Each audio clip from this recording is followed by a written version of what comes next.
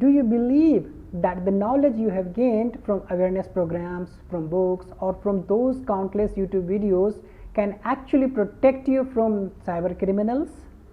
If you think so, then I must tell you that is one of the greatest myths living inside your mind. Let's burst that myth right now. Let me ask you something. When you hear the word victim of cybercrime, who do you picture? An uneducated villager? Someone from a small town? Or a person who doesn't understand technology? If that is what you think, then prepare yourself for the harsh truth.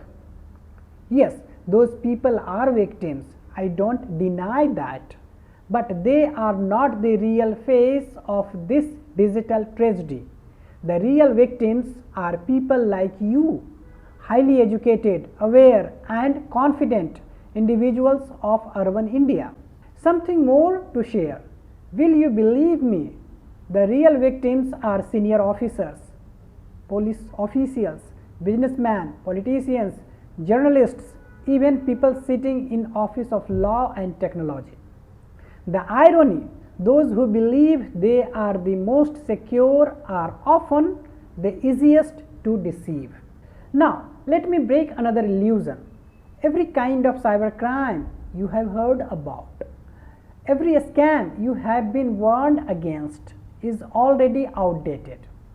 The awareness you have today is the history of yesterday's crimes.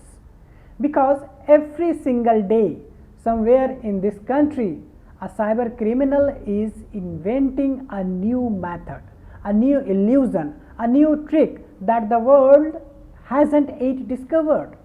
And by the time the law enforcement cracks that code, investigates the case and starts spreading awareness, that a scam is already obsolete. Always remember, crime comes first, remedy follows. And when the remedy arrives, it is already out of date. So, the question is, in such a fast evolving battlefield, where the criminal is always one step ahead, how do we protect ourselves? Hello everyone, I am Mukesh Kumar, an advocate, mediator, legal counsel, researcher, author and corporate trainer. And today I want to take you beyond the ordinary, beyond the usual stories of OTP theft, system hacking or digital arrest. Those are the technical parts, you already know them, and the legal parts, what laws protect you after you have robbed. Those are accessible anywhere. But what no one tells you, what no one even thinks about, is this: the real danger lies not in your phone or your system, but in your mind. There are two powerful forces that derive every single cybercrime in this world, and we often ignore both. The first one is the psychology of the attacker, and the second one is the psychology of the victim. And until we understand those two, no awareness program, no strong law, no advanced technology can truly protect us.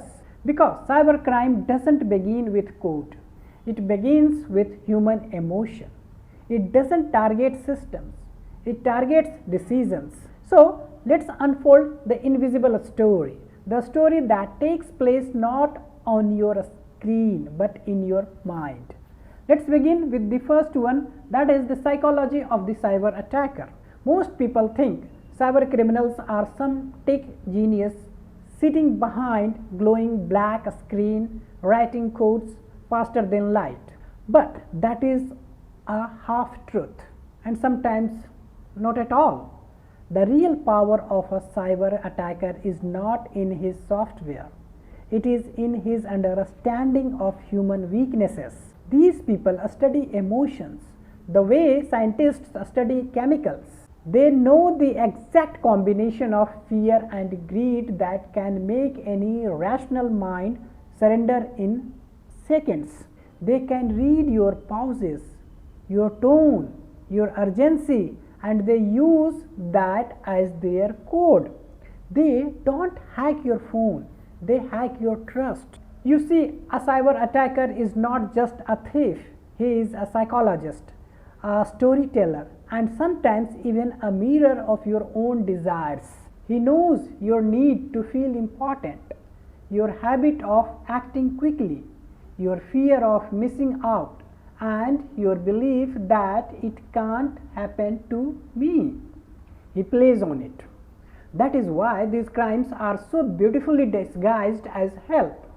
A message pretending to double your money, a call claiming to secure your bank account, a link that promises cash back, or heavy discount on some product that you want to buy.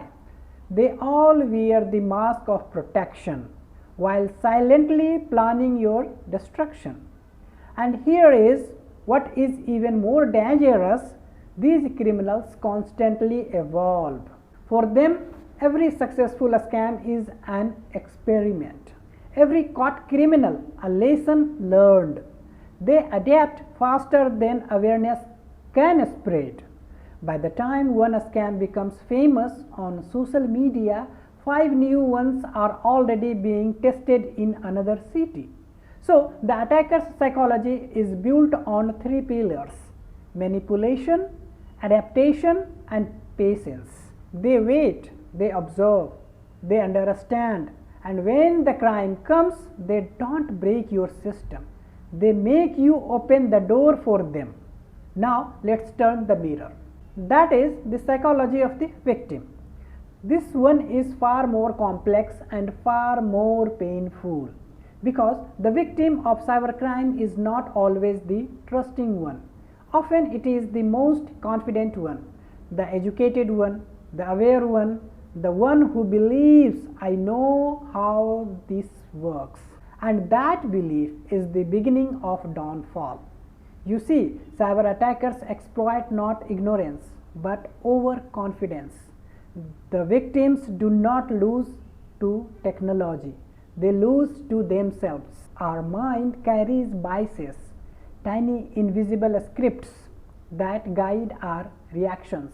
When a call sounds authoritative, we obey.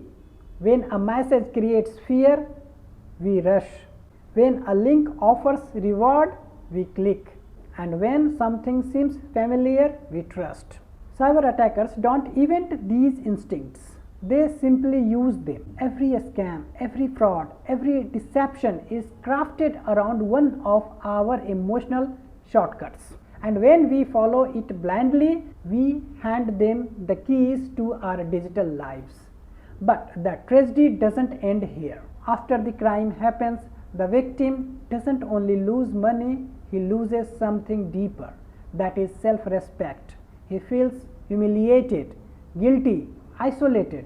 He stops reporting out of shame, and that silence becomes the criminal's greatest weapon, because the moment we stop talking about it, they start working on the next one. So, before we talk about firewalls, laws, and passwords, we must build mental firewalls. We must update not only our systems but our thinking patterns. Cybercrime isn't fought with antivirus software. It is fought with awareness of emotion. Every time your heart beats faster after a message, take a pause. Every time a voice urges you to act immediately, wait. Every time you feel special, lucky, or scared, double check it, because the strongest password in the world cannot protect a moment of panic. The psychology of the victim is what the attacker targets, and once you understand that, you become unhackable. So, the next time your phone buzzes and someone claims to help you, remember this: it is not the link that is dangerous, rather it is the emotion that makes you click it. Cybercrime doesn't live online. It lives in our emotions, it breathes in our overconfidence, and it ends the moment we become aware of ourselves. So guys, this is all for this video, but this video will continue and concluded in the second part. In the meantime, if you don't want to like, don't do that. If you don't want to subscribe, don't do that. But I humbly request you to share it with your all family members and friends to aware them. Bye bye, see you in next video.